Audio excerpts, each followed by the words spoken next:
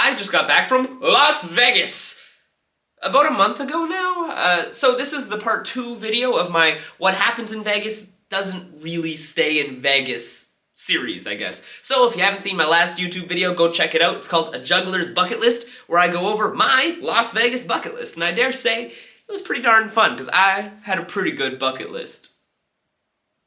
I might be a little biased, though. But of course, as a juggler, the main reason for me to go to Las Vegas is to see all the shows that are there. So, this is the video that I'm gonna go a bit more in-depth about the shows that I got to see there and talk a bit about like theater theory and nerdy stuff like that. So, it's gonna be super fun. So I got to see 3 shows on a 3-day trip, which is coincidentally the exact amount you need to juggle. Woohoo! Juggling, yay! But of course, I was hoping to get more, but most Vegas shows are either at the same time or not on a Monday, Tuesday, or Wednesday, which just happened to be the days that I was in Vegas for the trip. So, yeah, I know, bad planning on my part, but we did get to see a good amount of shows. And some good shows at that. Now, the 3 shows I got to see while I was in Las Vegas were Penn & Teller Live, Cirque du Soleil Mad Apple, ooh, apples, huh, nope, not an apple, nasty, oh, and Absinthe by Spiegelworld. Now, I do only have videos of the venues themselves and not of the actual show, and that's because I didn't really fancy getting kicked out of a show that I spent over $100 to get into, and also probably something to do with, like, living in the moment or something like that. And also flash photography is kind of frowned upon. The jugglers get mad if you do that. I should know. Also, there's no chance I'm gonna be able to fit every single thing I want to say about these shows into this video here without it being about 8 hours long, give or take. So this is gonna be a slightly more condensed version. So hopefully that'll make it more entertaining for you and easier to edit for me. Now on to the first show I got to see in Las Vegas. Woo! Costume change! But Penn & Teller Live. Now, Penn & Teller were actually the main reason that I wanted to go to Vegas, and that is because I have been watching them on TV, or more accurately online, because I didn't have cable growing up. Can you tell by my profession that I had to entertain myself creatively as a child? But I've been watching them somewhere for my entire life, since I was a kid, and I wanted to see them live and in person before, well, they retire or something. And also while I had enough money to go to Vegas and time to go to Vegas. Like, come on, I probably would have another chance in the future where everything would align and I'd be able to see the show, but I wasn't gonna gamble on that, which is ironic for Vegas now that I think of it. Keep the gambling to the casinos, not to shows you wanna see. If you miss it, it sucks a lot. Now, this is a show that I'm really happy that I showed up way too early to. Like, way too early. And that is because Penn, you know, from Penn & Teller, was actually doing the pre-show. He was playing the upright bass, which is basically pretty cool. If I ever have my own show that's big enough to have a pre-show as well, I would love to do something like this. Like, I heard a story way back when that just stuck in my mind that Steve Martin, after maybe one, who knows how many, of his comedy acts, he would go outside of the theater and pretend to be a blind banjo busker, like with a hat out and everything. So people would just be walking by, not realizing it's him, and like, come on, that is hilarious. Could you imagine pretending to be a blind banjo busker as you hear everybody talking about your show after? That's amazing. So if I ever get super famous, keep your eye out for the pre-show or after the show or something. I have ideas. I don't know if they're good, but they are ideas. But I will say that Penn's approach is much more classy, because it's so subtle. It took me quite a while, embarrassingly, of looking around the theater to realize that it was actually him playing the bass. So I will say that's probably perfect pre-show entertainment vibes. There's classy music to get you settled into your seat, and just enough Easter eggs to look around the theater and get excited for the show. And now, on to the acts. So, one of their tricks involved a jar of jelly beans, and every single audience member before the show started, so this was part of the pre-show, I guess, had to guess how many jelly beans they thought were in the jar. They wrote it on a paper, put it in a box, and they actually pulled out my guess, which was 1373. Or somebody else's guess who had the same number, but I'm gonna say it was mine because that is way cooler. But this goes into something very, very important, which is making your show mean something to your audience. Or at least having like a special moment for someone in the audience. It makes it feel like you're not just watching a show, you are part of the show, or at least in the theater, you know? And a good example of this is how stand-up comedians will do crowd work. It is directly interacting with the audience and makes a memorable moment for everybody in the audience at once. Many of Penn and Teller's acts would involve taking an audience member from the audience, I mean, where else would you get them? And bringing them onto the stage. And that definitely makes for a memorable moment for pretty much everyone, because it's basically crowd work. And this actually happened to me way back in 2012. Not this show, the Penn and Teller show, unfortunately, because I did buy tickets for the balcony, because they were the cheapest, but it did happen when I was on a trip to Silverwoods, right when I was just beginning to become a professional juggler. A very little professional juggler. And I will say that was definitely the highlight of the trip. Way more adrenaline than any of the roller coasters. Aren't I so cute? Look at that little face. Just the terror in the eyes. I love it. Using audience members in your acts is something that I do not do enough of. And that is probably because I actually solidified most of my acts in quarantine. So, yeah, that was kind of bad planning, but it was the best time to do it. I had lots of spare time. But basically I've slowly been working on and implementing newer acts that do involve audience interaction, which is still very outside my comfort zone, but we're getting there, we're getting better. And that brings me to my next observation about this incredible magic show, and that is that Penn and Teller's crowd management skills are impeccable. And to be fair, that is a necessity in a magic show, whereas juggling, what's the worst that goes wrong? I drop. Actually, it's probably getting stabbed when a kid throws a knife at me on the 5-foot-tall unicycle. Oh god. Anyways, they are incredibly good at giving the chosen audience member the exact instruction they need, all the while being incredibly funny to the rest of the audience. Also another thing that was crazy was that Teller actually talked for an entire act. That does not happen. Basically what they did is they did one of their traditional acts, but they switched roles, which was hilarious, and also, I don't know if he's ever done that for an act before, where Teller actually talked the whole time. I'm baffled. But they also did another one of my personal favorite acts, which is Teller's coin to goldfish act. It is so beautiful, and it was just as more beautiful on stage. It was so good. So I'm really happy I got to see that. Okay, I'm cutting myself off. That is all the fanboying I'm allowed to do about this show now. But my overall takeaway is that Penn and Teller are really funny. Like, they're always known as, like, the bad boys of magic who do dangerous tricks or show how they work. But in person, they are hilarious. I was laughing the entire show. It was awesome. Also, their merch was the most affordable. I got a t-shirt and a signed poster for $50 American. So, 9,000 Canadian? Costume change! Ooh, wrong costume. Costume change! Ooh, change. Cirque du Soleil, Mad Apple. Now, you can't go to Las Vegas without seeing a Cirque du Soleil show, and it does turn out that most of them are not on Tuesdays or Wednesdays, but I really wanted to see Ka or the Michael Jackson one. But yeah, my trip dates were not on my side for that. They were all not happening on Tuesdays or Wednesdays. So I guess you could say they really didn't want me to see them. Shamona! Ow!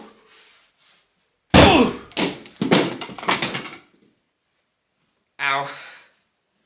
So we chose Cirque du Soleil Mad Apple, and I'm not complaining. I've seen a lot of Cirque du Soleil shows, and this one was unlike any I had seen before. Probably because it was actually an adult show, which I was not aware of. Although, to be fair, it does say it on the ticket, and it also says it when you book the ticket. I just missed it somehow because I'm dumb? Hey, come on, I play with balls for a living. What do you expect? I always go to that trick. Let's do a different one. But more about the show, specifically the main clown character, because there's always a main clown character. And if there isn't a main clown character, it's probably you. But the main clown character was a caricature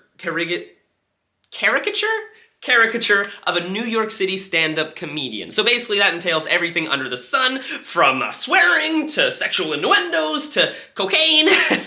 Actually, there was a baggie at one point, but that could have been anything. Although I guess coke does kind of fall under the anything spectrum, so. But what more could you ask for? A stand-up comedian clown. Well, I guess to be funny, which he was. So, what more could you ask for?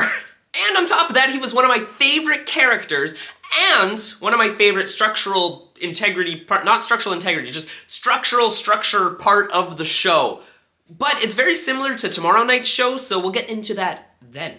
But the opening act that was designed to impress, to excite, to warm up the crowd was, drumroll please, the Juggler! Woo! You know, I do find it funny that of the 3 commercial circus contracts that I personally have done, one of them I was also the opening act, and then another one I was actually the grand finale, and then the third one I was somewhere in the middle. So I think that says something about juggling, or jugglers, but I'm not sure exactly what, but it certainly says something. But enough about me, let's talk about the Cirque du Soleil juggler, who was actually a cigar box juggler, which is always cool to watch. And he had the perfect warm-up act. It was easy to enjoy, entertaining, told a story, and funny, which I always love the most. I'm a little biased because I like being funny, so I like watching funny things, but funny is always a plus in my book. And most audiences, like 99.999% of audiences, everybody likes something that's funny. If you don't, you're wrong, okay? Or just haven't had enough alcohol. But yeah, he did some super impressive tricks, which, not to brag, but I could totally do most of them. But that's actually a weird coincidence, because I'd actually learned most of the tricks that I couldn't do that he did, like, the week before I left for the trip on a Twitch stream, which was bizarre. So, like, if I had watched that show, like, a month earlier, then there would have been no chance I could have done those tricks. Sorry, it's Vegas. No dice. There could have been no dice I could have done those tricks. No dice. But his act had the perfect structure. Basically, it opened with him excitedly juggling the cigar boxes, and then moved on to a more traditional cigar box trick that ended up being the grand finale. It took actually about half his act, if I remember correctly, but it was perfect. It's this trick here. So you start off with an insane amount of cigar boxes on a table, and then you take the first one off like so, and then you do it again, and then again. See where I'm going with this? And you do it again, and it progressively gets harder and harder as you keep going, until eventually, the last one is nearly, oh god, is nearly impossible, but not quite. Whew, that was good. That worked really well. I'm amazed that I did that well. I don't practice this trick. Maybe I need to make my own routine for this. But here's the thing, he had 3 very distinctive, like, comedic moments throughout the act. Like, I've seen people do that trick before, and it gets boring after a little while. You kind of get where it's going right away, right? And you're like, okay, he did it, cool. He makes the last one look harder than it is. Great. But he had some very good moments throughout the act. He had other characters stealing the boxes, he was dropping the boxes, mostly on purpose, I think. Who knows? You never know with a juggler. And he was always picking them up in super creative ways, which basically broke up the trick from just looking like this.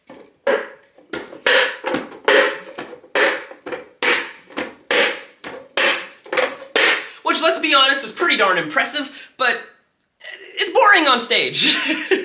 Quick sidetrack. That trick that I just did, that's the first time I ever did it that smoothly. That took a good amount of practice. It took a lot of years of juggling, but if I was to do exactly that on stage, the audience would applaud, but they would not be, like, baffled and, like, as impressed as, like, a slightly more comedic version where you, like, drop the box, you kick it around a bit, you set it back up, and then you do that last one. Then the audience truly appreciates the trick. It's a weird balance of lying, like a magician, I get. Jugglers are magicians, but the tricks are obvious.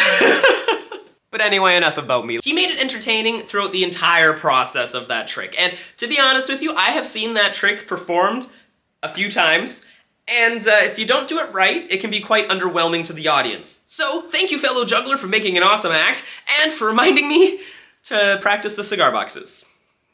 I will say all the other circus acts from other circus disciplines were incredible, but if I talked about them all specifically, it would take forever to get through. So I'm gonna tell you what my other favorite act is, and it was actually the stand-up comedian clown's, like, actual act. And that was, how do I describe it? It was a raunchy shadow puppet act. Like, literally, it was so funny. I loved it. He was like doing this, I can't do shadow puppets.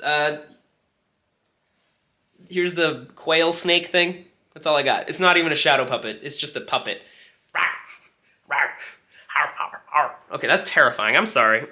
What really set this Cirque du Soleil show apart from all the other ones I have ever seen is that they had guest entertainers. They had a comedian and a magician do their own standalone acts, which, you know what? Worked really well. They were great. And like, if I ever, for some reason, get the opportunity to direct or create an ensemble circus show, I would definitely be using their method of like putting less circusy things in the circus. It was really smart. That was certainly my main takeaway from this show. Like, it ain't all gotta be traditional circus. But traditional elements certainly help make it more consumable for a wider audience. Like, it's an ensemble circus show. If you don't like one part, you'll probably like another. But having elements that are unexpected makes it a better show. Oh yeah, the merch. So I did get this awesome sweater for 80 USA dollars, which did break the bank, but it might not sound like a lot for everybody, but here's an example of a souvenir I buy. This here is the Vegas shirt, which I got for $6.99, as in $6.99. So, $6.99 shirt versus $80 US shirt. Yeah, my budget's a little different. But it's a really nice sweater, and it passes the juggle test, which is, that I can juggle in it. It's not a very hard test to pass, but it's an important one. I dropped. No! Maybe it didn't pass the juggle test. I don't know. Costume change! Absinthe by Spiegelworld. It has come to my attention that I do not research the shows I go to see, and this also goes for movies. Like, I don't know anything going into them, which makes for a really great viewing experience, but, like, all I usually know is that there's a specific actor in it, or I heard something about it a while back, and I miraculously remembered the name of the thing. So, it turns out that Spiegelworld, that Absinthe, is not family-friendly either. And I knew it was Cabaret Circus, but they really put the cabaret in the Cabaret Circus, and I just didn't put tit together. But they sure did put tit together. You know? Absinthe's use of stand-up comedy and character work in one part of the theater, while in another part of the theater they're discreetly setting up the next apparatus for the next show, was flawless. Like, the show never stopped, which means it had a really, really good flow. Lots of circus acts that involve a lot of rigging, like for aerial acts and such, will have some dead moments in it, where it just kind of cuts to black for a few seconds, and then nothing seems to be happening, but really, it's the techs frantically making sure everything is safe for the next act to go, because circus is dangerous. But these shows did something really, really genius, where they would just direct your attention elsewhere, specifically to the ringmaster character, who would do some stand-up comedy or something else, as the techs have lots of time to set up. And in my opinion, this gives the show a much better flow. But despite not, like, physically stopping, you, as an audience member, still actually got quite a few breaks, because it would switch between, like, super high-intensity moments to funny moments to dramatic moments to, like, mellow moments, and they would all kind of just balance each other out throughout the show. But I find that those breaks are really important, considering all of these shows are 90 minutes with no intermission. So you really need those breaks. But I'm not complaining, because they all went by way too fast. So the ringmaster / assistant character, which in this case was actually the producer of the show, and his assistant characters doing stand-up comedy, did serve the same purpose as the New York stand-up comedian character in Mad Apple, which was to keep the audience alive during the really slow parts of the show. Which, in this case, because it's adults-only show, the slower acts are generally the sexier acts, so you don't really have to worry too hard about keeping the audience engaged, but it really, really helps with the flow of the story side of the show and not just the flow of the technical side of the show. It also fit really well with the intimate setting that both of the shows had, because so many shows nowadays are in the round, it turns out. I don't know why it all directed that way, but it was a really smart decision most of the time. Unless you're a cigar box juggler, then it's really hard to do those tricks other ways, but again, Mad Apple Juggler did really well. But this means that the audience is really close to you. Usually it's just the front row, but the front row is huge in the round. Although the Cirque du Soleil show did actually have a balcony, which does mean there's a lot more audience farther away, but because most of it was in the round, that means a larger percentage of the audience was closer than a traditional theater, so it still works. Actually, you know what? I think that I'm actually not the biggest fan of contemporary circus.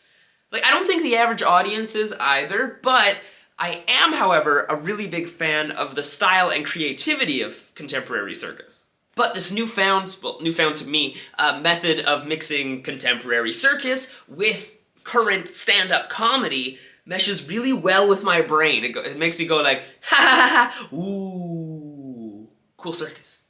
I think that's the best way I can describe that. Okay, let's talk about my favorite act. But to start us off, there was no juggler in this cast, which I was only just like a teeny tiny little bit sad about that. But there were some really strong contenders. There was a comedy silks act, an amazing hand-to-hand act, a male pole dancer, and too many to remember. But my absolute favorite was the solo straps act. Now, I have many friends that actually perform straps, so I'm not legally allowed to say that this is my favorite straps act ever. But, ooh, it's really close, because it had everything, every single favorite part of other straps act put together with a splash of creativity. And comedy! Woo! I like comedy. To start us off, I knew that this act was going to be really good before it even started. So, when the producer character was doing a stand-up bit off to the side, I noticed that the techs were bringing out giant sheets of plastic for the front row audience, which was odd. But then they brought out the bathtub. And then the straps artist got in the bathtub, and it sure was full of water. And that water went all over the front row audience, which was great. I'm so glad I was not in the front row. But all of the constant splashing in different ways throughout the act made it hilarious. And he had some like really funny moments throughout the act. Like specifically there was one point where he did like a bridge. But basically when he lifted out of the bathtub, he had a rubber duck on his stomach, which was definitely a surprise and it made everybody laugh. But yeah, there was a lot going on throughout the entire act that was funny, but all the while, he's doing insanely difficult straps tricks, which like basically made the perfect mix of funny, impressive, and sexy. And that was Absinthe, the most expensive show I bought tickets for, but it was worth every penny. And so there's the 3 shows I got to see on my Las Vegas trip, which I dare say is enough to juggle. What? And also make my bank account hurt. A lot. So thank you so much, patrons, for supporting this video. I thoroughly appreciate it. If you become a patron today, it's only $5 a month Canadian, and you get exclusive Evan the Juggler content, like access to my monthly blooper reels, or TikToks that were too raunchy for TikTok. You also get your name right here on these YouTube videos, and you also get access to all of my live in-person acts, and similar to two-thirds, I can't do math apparently, 2/3 of the shows I saw, you can get updates to the current project, which is my own personal rated R act. So, thank you patrons for making this video possible and being amazing, and now, on with the video. And of course, if you go on a trip to Vegas, I would highly recommend checking out these shows, although I would not recommend going on a Monday, Tuesday, or Wednesday. That was certainly not ideal. Oh, and if you want to hear about my Las Vegas bucket list, go check out my last YouTube video, A Juggler's Las Vegas Bucket List. It's pretty good. And of course, thank you so much for watching, and please don't lose all your money in the casinos. I wish you luck. I have a feeling these will look cool in the blue light. 1 second. Yes! Bonus trick!